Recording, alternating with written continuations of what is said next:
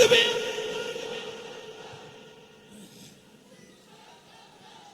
আসসালামু আলাইকুম ওয়া রাহমাতুল্লাহি ওয়া বারাকাতুহু।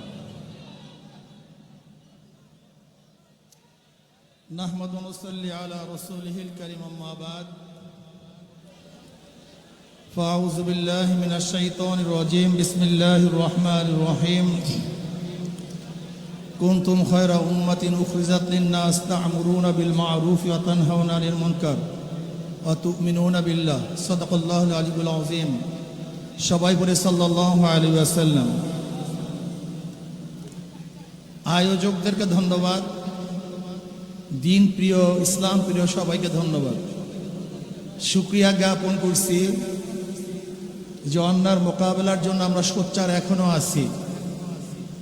যতদিন পর্যন্ত মুমিন মুসলমানরা অন্যায়ের প্রতিবাদ করবে ততদিন পর্যন্ত গোটা দুনিয়ার থেকে ইসলাম মুসলমানকে ধ্বংস করার ক্ষমতা কেউ রাখবে না, ধ্বংস করতে পারবে না।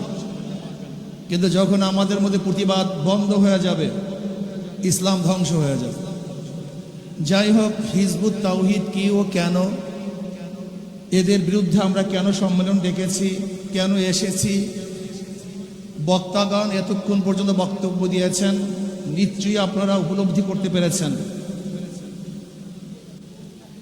আমি মনে করি এই সম্মেলনের দুইটা দিক, হয়তো হিজবুত তাওহীদ জিরো হবে অথবা হিরো হবে, হয়তোবা জিরো হবে অথবা হিরো হবে। যদি সম্মেলন থেকে কোনো রেজাল্ট আমরা অর্জন করতে না পারি, তাহলে এই সম্মেলন মনে করবেন পুরা হিজবুত তাওহীদের পক্ষে চলে গেছে, সে ফেমাস হয়ে যাবে। আন্তর্জাতিক ইসলামের দুশ্মনেরা তাকে লুপে নিবে, তাকে ইসলামের বিরুদ্ধে কাজে লাগাবে, ইসলামের বিরুদ্ধে যত প্রকার ষড়যন্ত্র আছে তার মাধ্যমে করাবে। যদি এই সম্মেলন তার বিরুদ্ধে কোনো অ্যাকশনে যেতে না পারি, তাহলে গোটা সম্মেলনটা হিজবুত তাওহীদের পক্ষে, এটা আগে মাথার মধ্যে নিতে হবে।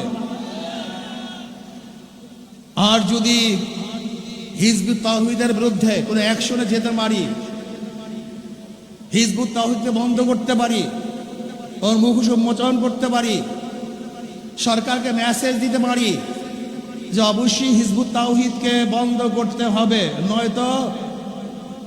নয়তো এই জনগণকে কোনো অবস্থাতে থামিয়ে রাখা যাবে না, তাহলে হিজবুত তাওহীদ জিরো হবে।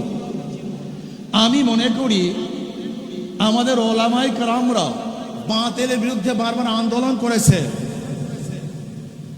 কিন্তু সাকসেসের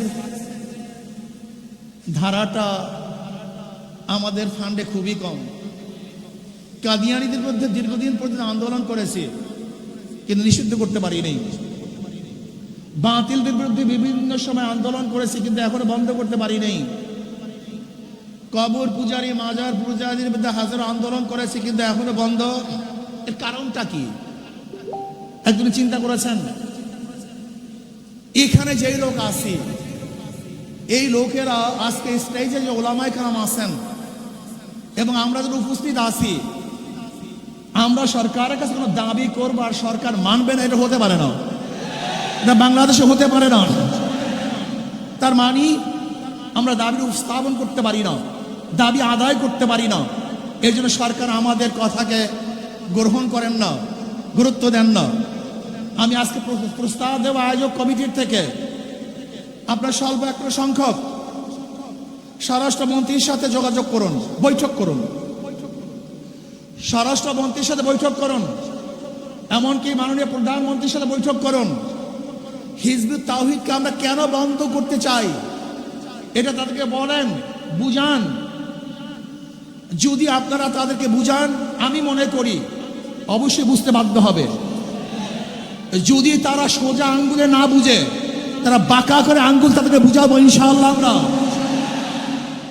আগে বুঝান তাদেরকে, তারা বুঝতে বাধ্য হবে যে তাদের বিরুদ্ধে আমাদের কোনো শত্রুতা নেই। তারা ইসলামের দুশ্মন, আমাদেরও দুশ্মন। ইসলামের যারা বন্ধু হবে তারা আমাদের বন্ধু হবে।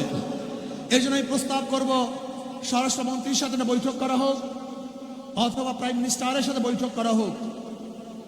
এরপরেও যদি সরকার এই ওলামায়ে কেরামের তৌহিদি জনতার কথাকে গুরুত্ব না দেয়, তাহলে সরকারকে কিভাবে গুরুত্ব দিতে হয় সেই ব্যবস্থা আমরা গ্রহণ করবো ইনশাআল্লাহ। প্রিয় ভাইয়েরা আমার, আমরা ঐক্যবদ্ধভাবে যদি এই হিজবুত তাওহীদের এই বেঈমান ওর বিরুদ্ধে আন্দোলন করি, সংগ্রাম করি, তাহলে বাংলাদেশে কোনো জায়গায় কাজ করবে এরকম কোনো জায়গা বাংলাদেশে ওর জন্য থাকবে না। সমস্ত জায়গা বন্ধ করা হবে, ওর প্রদর্শনা বন্ধ করা হবে, ওর কাজ বন্ধ করে ইনশাআল্লাহ হকের দাওয়াত গোটা বাংলাদেশে আমরা ছড়িয়ে দেব।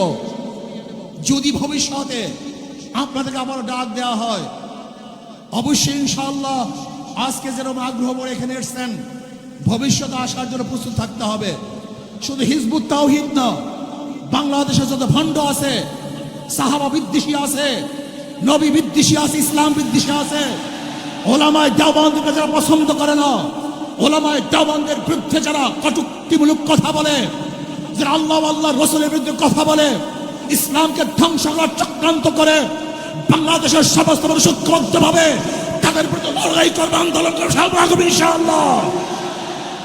এর জন্য আসুন ঐক্যবদ্ধভাবে সবাই মিলে ঝিলে ইসলামের দুশমনের বিরুদ্ধে আন্দোলন করব, সংগ্রাম করব।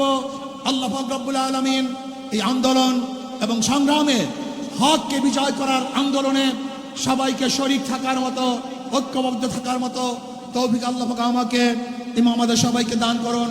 যারা আয়োজন করেছেন, এসেছেন, সবাইকে ধন্যবাদ জ্ঞাপন করি। আমার বক্তব্য শেষ করছি।